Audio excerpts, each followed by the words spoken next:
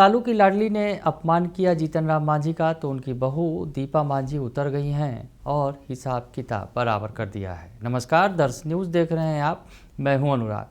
दीपा मांझी विधायक हैं, जीतन राम मांझी की बहू हैं।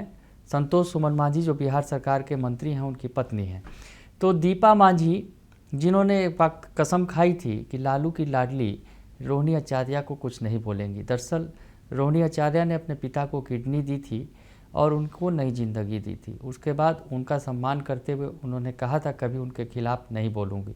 लेकिन अब रोहिणी आचार्य ने जिस तरह से जीतन राम मांझी के खिलाफ लिखा पिछले दिनों, और उसके बाद जो है अब रोहिणी आचार्य पर उखड़ गई हैं जीतन राम मांझी की बहू। उन्होंने वो पोस्ट भी साझा किया है जो रोहिणी आचार्य ने लिखा था जीतन राम मांझी के खिलाफ। उस पोस्ट का उन्होंने जवाब दिया है।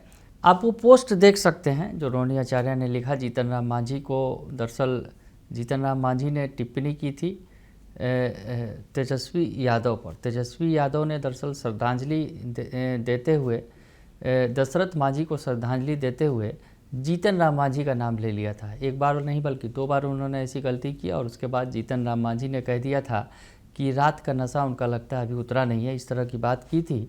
तो जीतन राम मांझी पर बरस पड़ी रोहिणी आचार्य और रोहिणी आचार्य पर अब बरस पड़ी हैं दीपा मांझी। तो दीपा मांझी क्या कह रही हैं, लंबा चौड़ा पोस्ट लिखा है उन्होंने और बताया है क्या कह रही हैं। दीपा मांझी जो विधायक हैं हम की हिंदुस्तानी अवाम मोर्चा की, जीतन राम मांझी की बहू है और संतोष सुमन मांझी की पत्नी हैं।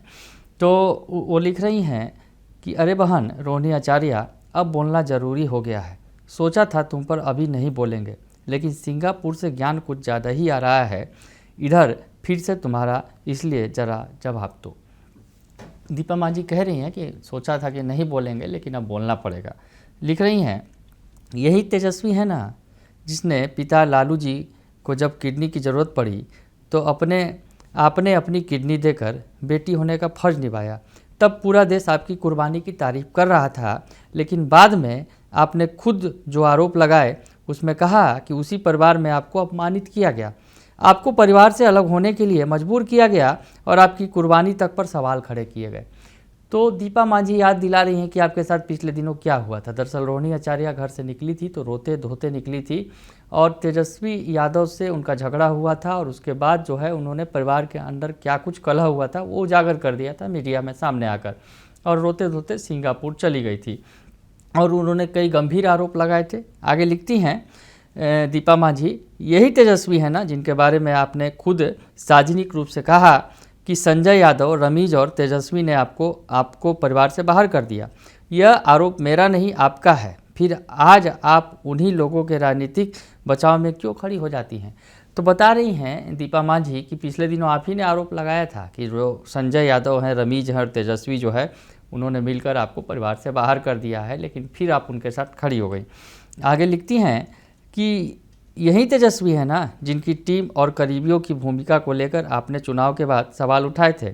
आपने यहाँ तक सवाल किया था कि जब चुनाव की रणनीति और नियंत्रण सब कुछ उन्हीं लोगों के हाथ में था तो हार की जिम्मेदारी कौन लेगा। ये कह रही हैं। आगे लिखती हैं, और आज स्थिति देखिए, आपके अपने आरोपों और परिवार के भीतर के विवादों के बावजूद तेजस्वी को पार्टी का राष्ट्रीय कार्यकारी अध्यक्ष बना दिया गया।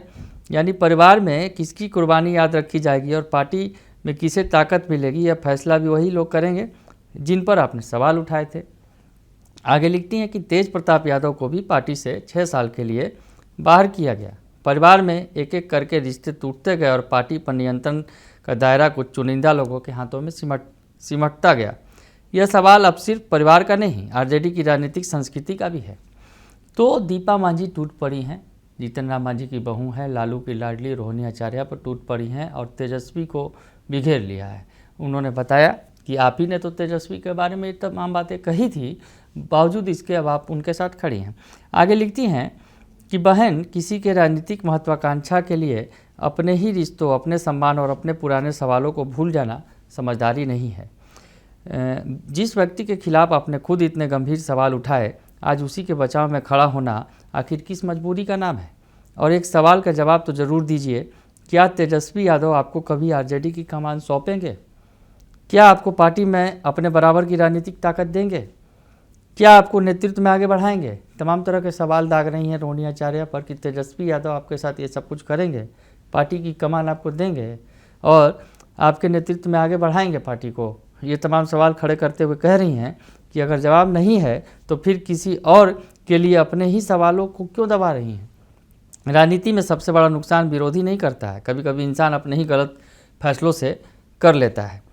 और बहन, इतिहास गवाह है, जिस घर में रिश्तों की कीमत सत्ता से कम हो जाए वहाँ अंत में कुर्सी तो किसी के एक के पास रहती है, लेकिन परिवार और संगठन दोनों बिखर जाते हैं।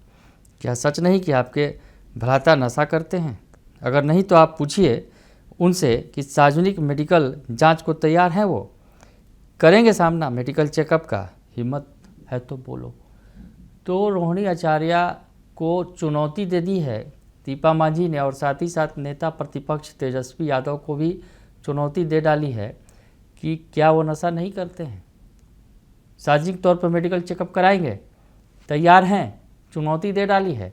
और रोहिणी आचार्य को वो जोश दिला रही हैं कि आपने कल तक अपने भाई के बारे में ये सब कुछ कहा था, लेकिन आज आप उनके साथ खड़ी हैं। दरअसल रोहिणी आचार्य ने जिस तरह से जीतन राम मांझी का अपमान किया, उसके बाद उनकी बहू दीपा मांझी पूरी तरह भड़क गई हैं और खूब सुना रही हैं लालू की लाडली को। बने रहिए दर्श न्यूज़ के साथ, तमाम खबरों से आपको अपडेट रखेंगे। फिलहाल के लिए इतना ही, धन्यवाद।